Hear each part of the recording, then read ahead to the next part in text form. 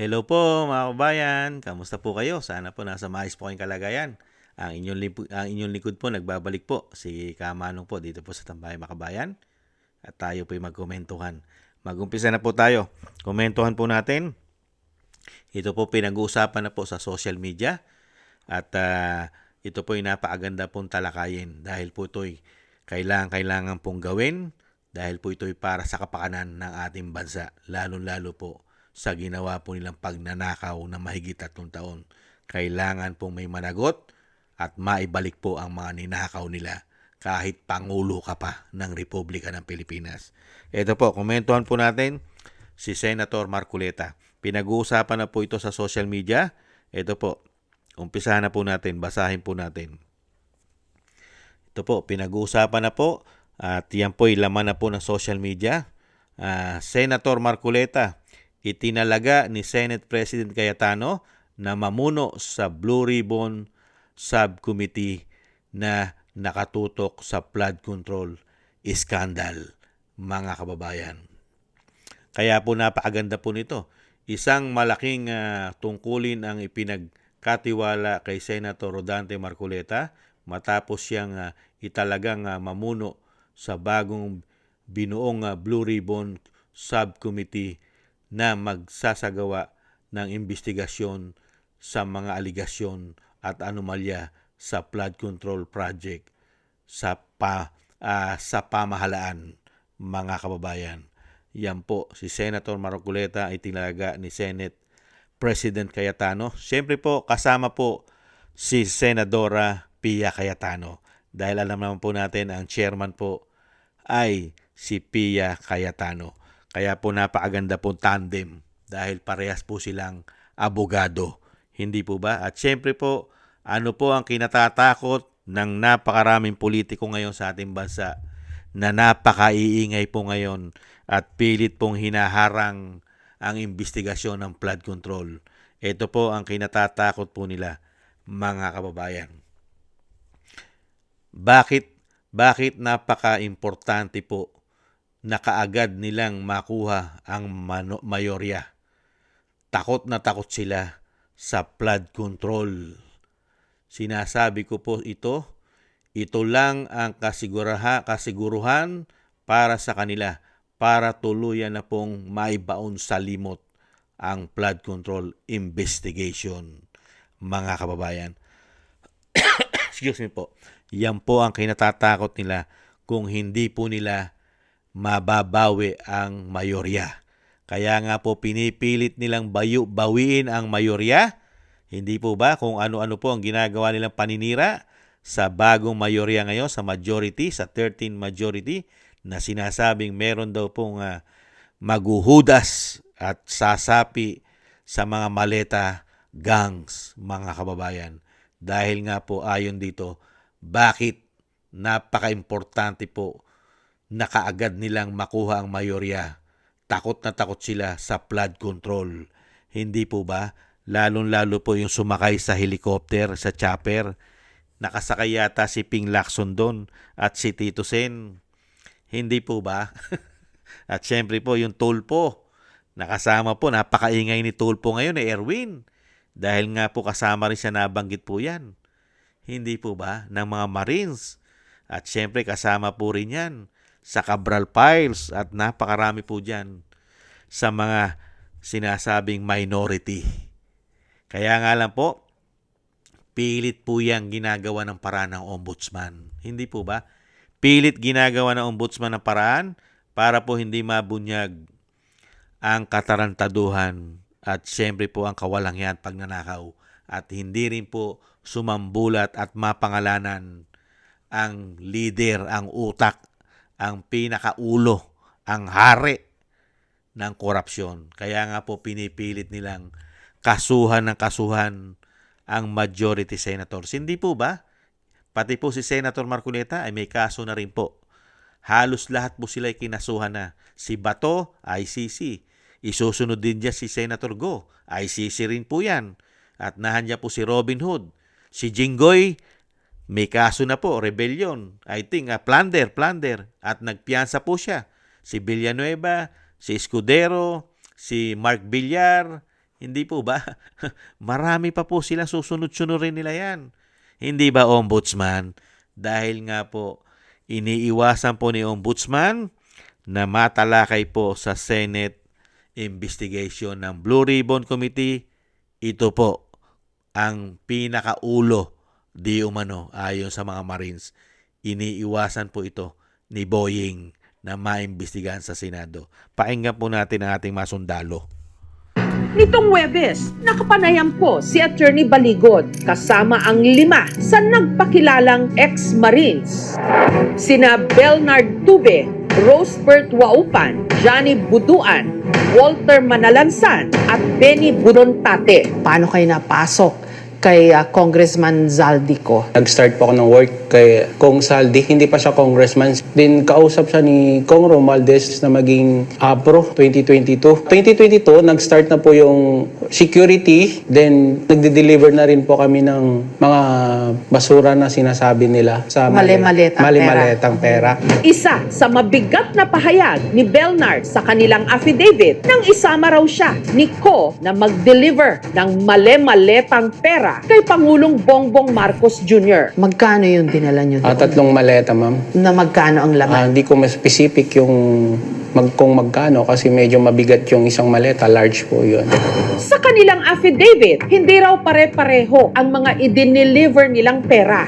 May large na maleta na naglalaman ng 50 to 70 million pesos, medium para sa 30 to 40 million at small para sa 15 to 25 million. Meron din daw paper bags na 5 to 10 million ang laman at expandable envelopes na 2 million pesos ang laman. Nung unang beses na pinag-deliver kayo ng pera o ng basura, sabi mo, ano pumasok sa isip mo? Sa amin, ma'am, trabaho lang po yung pumasok sa isip namin kasi wala naman kaming intention na masama. Para lang po sa pamilya namin. Hindi ka nagulat na, Diyos ko, grabe, mali-maletang pera. Hindi naman po kami nagulat mo. Si Kong Saldi po is contractor po, ma'am. Pero pagkakalam namin parang nagpopondo po siya ng mga project. At first, ma'am, wala kaming idea talaga, ma'am. Ako, ma'am, ang iniisip ko, mayaman si boss eh. Marami siyang pera, marami siyang business po. So, doon ko basta po yung flood control issue na doon po namin napagtanto talaga na yung mga perang bulto-bulto po na tumarating doon at lumalak. Igaling po pala sa masama. Nang tanungin ko uli si Belnard tungkol sa mga maleta, Kay Presidente, magkano dineliver nyo, sabi mo? Hindi ko specific yung kung magkano ba sa 5 maleta po. To support yung sinabi ni Sargento po yung pagdadala nila sa Ilocos. Sabi kasi ma'am yung nagdala nung papunta sa Delta Beach, dala-dala namin yung 5 maleta. Sinakay namin sa Lexus na bulletproof.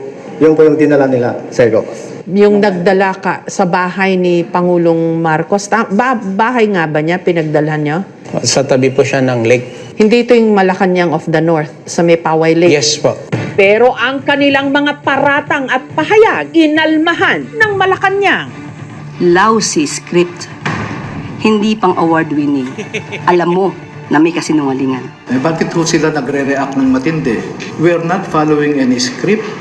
We are not after any award. Nitong Mga kababayan, yan po ay mabubunyag na po pag hindi po nila mga kababayan napabagsak ang 13 majority senators. Pag hindi po nila napabagsak, tuloy-tuloy na po ang investigasyon, mga kababayan. At ito pa po ang isang makikita po natin magbabalik sa Senate Blue Ribbon Committee pag hindi po nila napabagsak ang 13 senator, mga kababayan. Ito pa po, magbabalik po ito sigurado kasama si Saldico. Excuse me po. Kung tutuusin, hindi lang naman kaming mga kontraktor ang nakikinabang dito. Marami din sa inyo, mga politiko, ang nagpapataba ng bulsa sa pangungurakot. Ang totoo, may hati-hati yan mula sa pinakamataas hanggang sa mga nasa gilid lang ng sistema. Huwag nyo kaming gawing panakip butas kasi kung babalikan ang lahat ng transaksyon, makikita ninyong mas malaki pa ang napupunta sa inyo kaysa sa amin. Lahat tayo alam ang laro, pero pag nahuhuli, kami lang ang tinuturo at pinarurusahan. Kaya Huwag ninyong ipakita sa publiko na malinis kayo dahil sa bawat proyekto may kapalit na porsyento para sa inyong mga opisina. Ang sistema mismo ang nagtutulak sa amin na sumunod. Kung hindi kami papayag, wala kaming makukuhang proyekto. Pero sa likod niyan, kayo rin ang pinakaunang nagdidikta kung magkano ang dapat itabi para sa inyo. Kaya kung talagang seryoso kayong mag-imbestiga, wag lang kaming kontraktor ang sisihin. Tingnan ninyo rin ang mga pangalan na nakaupo ngayon sa mga komite, sa mga ahensya, at lalo na sa mismong mga nagpapalakad ng gobyerno. Dahil sa totoo lang, pare-pareho tayong nasa iisang lamesa, iba-iba lang ang laki ng parte na nakukuha. Kawawa po talaga ang mga mamamayang Pilipino kasi ninanakaw lang natin ang kaban ng bayan. Pera ng taong bayan pero tayo ang nakikinabang. Hindi ba tayo nahiya? Ang mga mahihirap mas lalong naghihirap. Kaya tama na ang pangungurakot natin. Yan po mga kababayan. Kaya nga po napakarami po ngayong maiingay. Kasama po ang mainstream media ngayon. Napakaingay dahil pati po ang mainstream media, di umano ay kasama rin po sa nakinabang ng mali-malita. Kaya nga po sa ni puwersa, nakita niyo po nga napakaingay ng mga politiko ngayon at napakasipag po ngayon ng ombudsman. Napakasipag po ngayon ng ombudsman magkakaso. Isang damukal po ang kinakasuhan sa majority dahil nga po sa nalalapit na pagbubukas muli ng flood control scandal. Malapit na po sa June next week, mga kababayan. Hindi po ba? Kaya nga po sinasabi ni Senator Marcoleta, kahit po siya ay tinalaga dito, pero kinasuhan po siya ng plunder. Hindi po ba? At syempre po pipilitin po yan para po mapagtakpan at hindi matuloy ang investigasyon. Dahil nga po pati po mga kapwa senador, yung nasa minority, ay pilit pong hinaharang ito na hindi matuloy.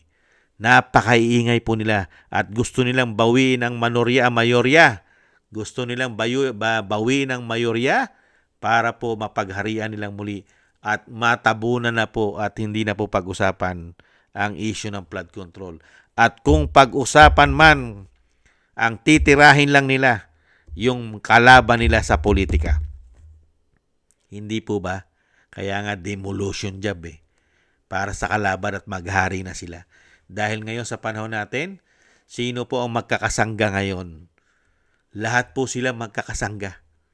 Pati po makakaliwa, simbahan, mainstream media, mga oligarko, di umano, at napakaraming magnanakaw na mga politiko. Magkakasabwat. Nahandyan pa ang puwersa ng mga smuggler, mga pulburon lord. Puwersa pa nila yan, di umano. Yan po. Kaya po mga kababayan, lagi po tayong isama po natin o lagi natin isama sa ating mga panalangin at dasal na hindi po magtagumpay ang masasamang politiko sa ating bansa. At sana po matuloy na at wag po sanang ipag-adya na hindi matuloy ang gaganapin pong muling pag-iimbestiga po dito po sa maanumalyang korupsyon. Dahil hindi naman po natin nakikita ang pamahalaan na talagang gusto po nilang mapanagot ang mga magnanakaw ng trilyon at daan-daang bilyon dahil mismo ang pinangalanan ng ating mga soldiers o 18 Marines ay mismo ang Pangulo ng bansa. Ang kanilang pinapangalanan na pinakautak di umano ng korupsyon dahil special delivery pa sa Pangulo at sa bahay niya di umano. Excuse me po. Yan po mga kababayan, ang komento po natin kay Senator Marcoleta. At syempre po, yan po ang ating inaasahan na sana po'y magtuloy-tuloy at hindi na po mapigilan ng masasama. At syempre, asahan natin na magsasalita na po si Saldico at ang ating mga 18 Marines, si Gutesa, at syempre po ang mag-asawang Diskaya. Napaka-importante po yan, mga kababayan. Maraming salamat po, Senator Marcoleta, at ingat-ingat po kayo dahil kayo po ay pinupuruhan na ng ombudsman. Dahil isa na rin po kayo sa may kaso ng plunder. Nauna na po si Jingo Estrada na nagpiyansa po nitong nakaraan. Nagpiyansa. At siyempre po, nahandyan pa po ang mga kapwa niyo senador. Nahandyan pa sila Escudero, si Villanueva, si Mark Villar, si Robin Hood, si Go, at marami pa silang pupuruhan dyan. Hindi po ba? Para tuluyan ang bumagsak ang 13 majority na mga senador, mga kababayan. Isama po natin sa ating mga dasal na hindi sila magtagumpay. Maraming salamat po sa gusto po natin tambayan makabayan sa YouTube at TikTok, at ganoon din po sa ating mga subscribers at patuloy nagsusubscribe, sa mga nagko-comment, like, share, and subscribe. Thank you po sa inyo. Shoutout po sa inyo lahat. At shoutout din po sa mga nagbibigay po ng tulong at biyaya. Shoutout po kay Eric Hercio from Canada, kay Baby Roman at Ate Isa from Cagayan Valley, Jem Aris from United Arab Emirates, Annie Jo, kay Norma Garcia, Mary Natividad from Brigden from Netherlands, Gay at Chena, Tatay Nick from Toronto, Canada, Jesus Valdefena, Rolando Guerrero, Mila Yi, Felipe Shapno from Texas, USA, Rolando Timbol from Alberta, Canada, Ma'am LB at Sermani from North Miami, Florida, USA, Melchorita Espinosa from Orlando, Florida, USA, Arthur Estraniero from USA, Randy Crispino from Pasig, Mika Legaspri, Teresita Mantilla from Kuwait, Frank Zamora from California, USA, Romulo Divina Gracia from Bacolod City. Shoutout po sa inyo lahat, mga kabayan, at ingat-ingat po kayo sa inyong mga paggawa, at God bless po sa inyong lahat. Thank you po, mga kabayan. Ingat-ingat po kayo, at taste lang po tayo. Bye-bye.